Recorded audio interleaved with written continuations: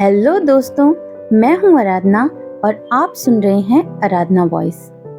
एक बार फिर भाग 21 को हम शुरू करते हैं। शेखर का दोस्त समर जर्मनी से वापस लौटता है। वो शेखर से उसके पुराने रिश्ते के बारे में बात करता है, साथ ही जानना चाहता है कि वो प्रिया से सचमुच प्यार करता है या नहीं। प्रिया घर वालों के सामने शेखर द्वारा कोर्ट मैरिज करने की बात से बहुत नाराज होती है।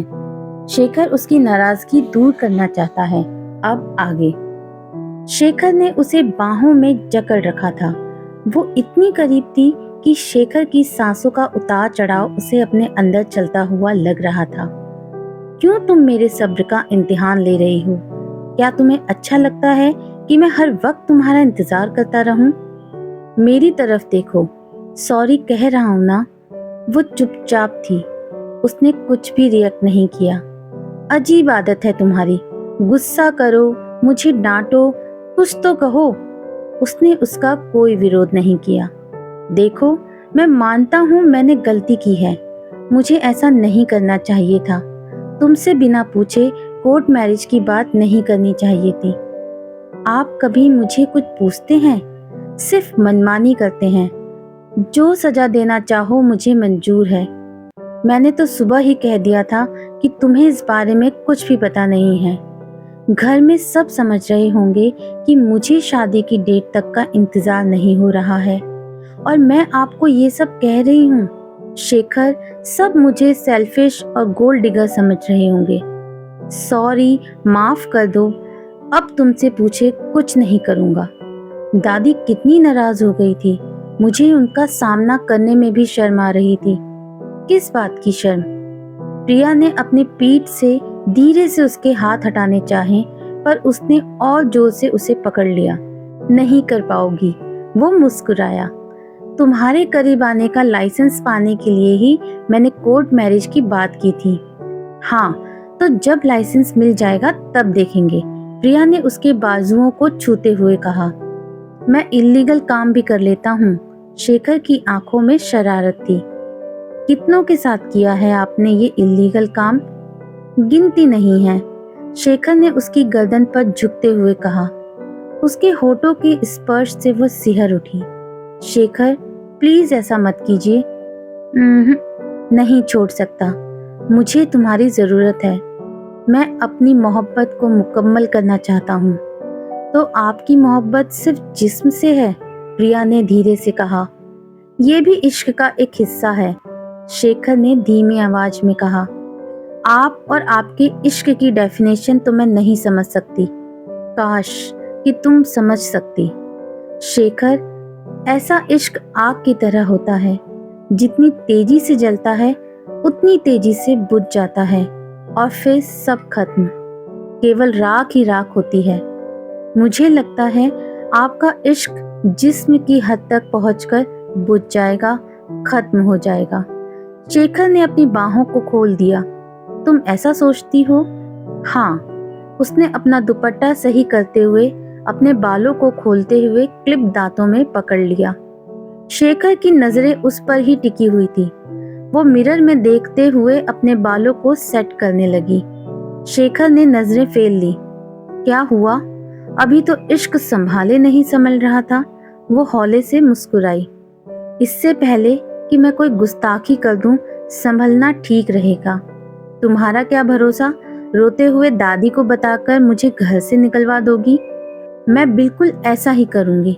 दोनों रूम से बाहर निकल गए। मेरा बेस्ट फ्रेंड समर तुम्हारी बहुत तारीफ कर रहा था।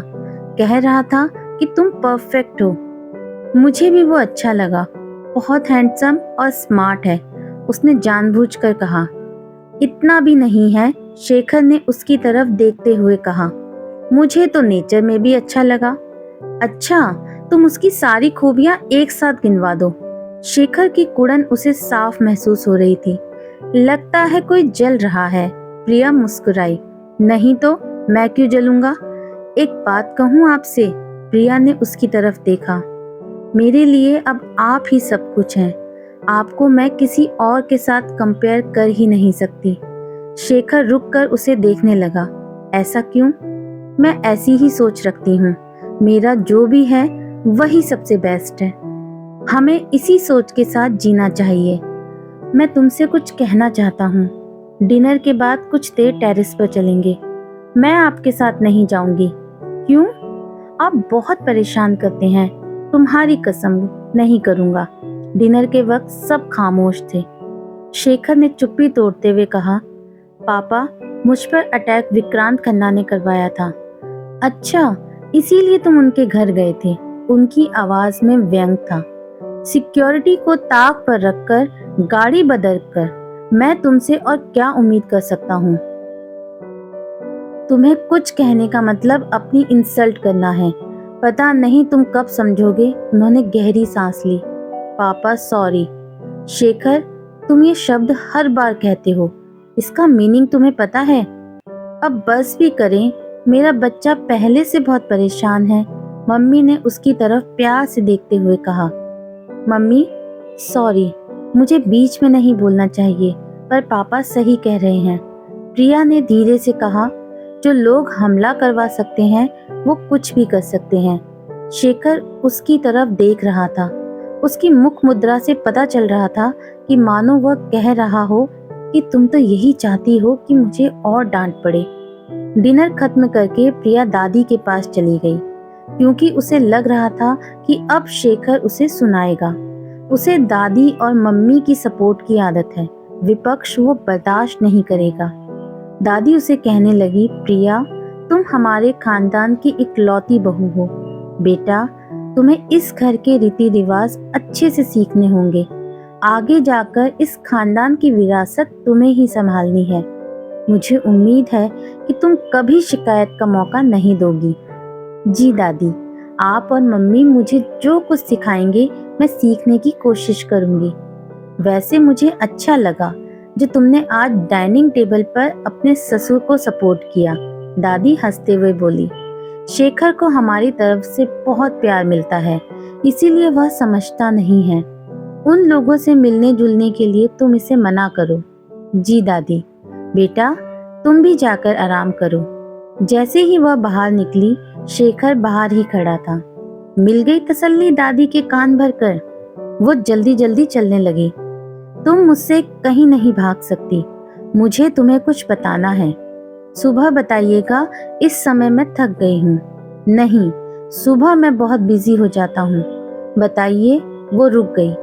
यहाँ नहीं, चलो टेरेस पर चलते हैं। देखिए, मैं पहले ही कह चुकी हूँ, अगर आप मुझे छुएंगे तो मैं तुरंत नीचे चली आऊंगी। क्यों? मेरे छूने से तुम्हें करंट लग जाता है? ठीक है, ऐसी उटपटांग बातें सुनकर मैं नहीं जाऊंगी। अच्छा, बहुत जरूरी बात है। वो उसके साथ टेरेस पर चली गई। कहें शेखर, पहले प्रॉमिस करो तुम ओवर रिएक्ट नहीं करोगी। वो ध्यान से उसे देखने लगी। रिनी खन्ना और मेरे बीच अफेयर था, ये तुम्हें पता है। लेकिन एक बार उसके और मेरे बीच हमने लिमिट। वो कहते हुए रुक गया। प्रिया को लगा जैसे उसकी सांस थम जाएगी। शायद ये सब उसने प्लान किया था। उससे संबंधित उसके पास कुछ है जिसे वह तुम्हें दिखाना चाहती है। शेखर एक सांस में सब कुछ कह गया। वो प्रिया के रिएक्शन को देख रहा था। वो खामोश खड़ी थी। उसने मुझे धमकी दी है कि वो ये शादी हर हाल में रोक कर रहेगी। प्रिया, उसकी वजह से मैं तुम्हें नहीं खो सकता, इसीलिए मैंने कोर्ट मैरिज के लिए कहा था। कुछ तो कहो। प्रिया खुद को संभाल नहीं सकी। वो चेयर पर धम से बैठ गई। वो इस शादी को रोकना चाहती है और आप ये शादी करके उसे हराना चाहते हैं। शेखर, इस सबके बीच में मैं कहाँ हूँ? लगता है कि सब झूठ है। जो सपने मैंने देखे थे वो सब झूठे थे शेखर। मैंने तो सच्चे दिल से आपको चाहा था। वो जोर से रो पड़ी। आप जैसे बड़े लोगों में लड़कियों को यूज करके छोड़ देना चलता है, पर मैं तो एक सामान्य लड़की हूँ। आप रिनी को हराकर मुझे अपनी जिंदगी से बाहर फेंक देंगे, इसीलिए ही आपने मुझे चुना है। वो काफी देर तक सिसक सिसक कर रोती रही। उसने अपने आंसू पोंछे और उठ खड़ी हुई। मैं एक नफरत की जंग में अपनी जिंदगी को नहीं झोंक सकती। कल मैं दी के घर चली जाऊंगी। This is not fair. मैं तुमसे बहुत प्यार करता हूँ, रिनी से उतनी ही नफरत। उसने उसके चेहरे को अपनी तरफ घुमाया। कल मैं जा रही हूँ। इस रिश्ते का तो पता नहीं, पर मुझे अपनी जिंदगी फिर समेटनी है। वो उसे वहीं छोड़कर नीचे उतर गई। शेखर चुपचाप खड़ा उसे जाते हुए देखता रहा। पूरी रात उसकी आंखों में नींद नहीं थी, न उसके अंदर इतना साहस था कि प्रिया से कुछ कह सके। सुबह ब्रेकफास्ट पर शेखर पहले से मौजूद था। वो बार बार स्टेयर्स की तरफ देख रहा था। प्रिया कहाँ है? दादी ने उसे देखते हुए कहा। प्रिया सामने की तरफ से आ रही थी। अरे बेटा, कहाँ थी तुम? आज देर कर दी। दादी मंदिर में जोत जला रही थी। और तुमने ऐसी क्या शक्ल बना रखी है? उन्होंने शेखर की तरफ देखते हुए कहा। उसने कोई जवाब नहीं दिया। वो बीच बीच में प्रिया की तरफ देख रहा था। उसकी चेहरे की उदासी उसे बेचैन कर रही थी, जिसे केवल वह महसूस कर सकता था। भले ही प्रिया के चेहरे पर झूठी हंसी बिखरी हुई थी, प्रिया ने एक बार भी शेखर की तरफ नहीं देखा। पापा, मैं सोच रही हूँ कि आज दी के घर चली जाऊं। शेखर के हाथ रुक गए। उसने कुछ नहीं कहा। ठीक है बेटा। शेखर, तुम प्रिया को छोड़ने जाओगे कि तुम्हारी मम्मी छोड़कर आएगी? इससे पहले कि वो कुछ कहता, प्रिया ने कहा, पापा, इन्हें बहुत जरूरी काम है, मम्मी मुझे छोड़ देंगी। मम्मी, आप मुझे छोड़ दीजिए। सोच रही हूँ कि ऑफिस भी हो आऊं, काफी दिनों से गई नहीं हूँ। अभी चलोगी? जी मम्मी, मैं तैयारी करती हूँ। वो उठकर रूम में चली गई। शेखर भी उसके पीछे पीछे ऊपर चला आया। उसने जैसे ही रूम में एंटर किया, शेखर भी उसके पीछे अंदर दाखिल हो गया। उसने उसका हाथ पकड़ा और उसे बहुत तेजी से अपनी तरफ खींचा। तुम ऐसा नहीं कर सकती, मैं तुम्हारे बगैर मर जाऊंगा। प्रिया की आंखें आंसुओं से भर गई। उसने कुछ नहीं कहा। मैं आज वो करूंगा जो तुमने कभी सोचा भी नहीं होगा। क्या करेंगे आप? प्रिया ने अपना हाथ छुड़ाया और अपना दुपट्टा एक तरफ फेंक दिया। लीजिए, जो करना है कर लीजिए। यही आपने बाद में भी करना था, तो आज क्यों नहीं? इस्तेमाल करो और छोड़ दो, यही सोचा था आपने? आपने मुझे जो दर्द दिया है, उसके आगे तो ये कुछ भी नहीं है। लेकिन मैं आपके बदले का हिस्सा नहीं बनूंगी। मैं इतनी एहसान फरामोश नहीं हूँ कि इतनी प्यारी फैमिली को हर्ट करूँ, बेवजह तमाशा करूँ। आप अपने हिसाब से शादी के लिए मना कर दीजिएगा। हाँ, अगर आप शरीर की ख्वाहिश रखते हैं तो आज मैं आपको नहीं रोकूंगी। उसने डोर बंद किया और उसके आगे आकर खड़ी हो गई। लीजिए, मैं तैयार हूँ। अब क्या होगा आगे? क्या सच में शेखर उसका फायदा उठाकर उसे छोड़ने वाला है, या वो सच में उससे बहुत प्यार करता है? ये जानेंगे आप इस कहानी के अगले भाग में। अगर आपको आज का ये भाग पसंद आया हो तो प्लीज मुझे कमेंट करके जरूर बताइएगा। अगर आपको कहानी पसंद आई हो तो प्लीज इसे बहुत ज्यादा लाइक और शेयर कीजिए, और जितना हो सके उतना प्लीज इसे सब्सक्राइब कीजिए। मिलती हूँ आपको इस कहानी के अगले भाग में। तब तक के लिए बाय बाय।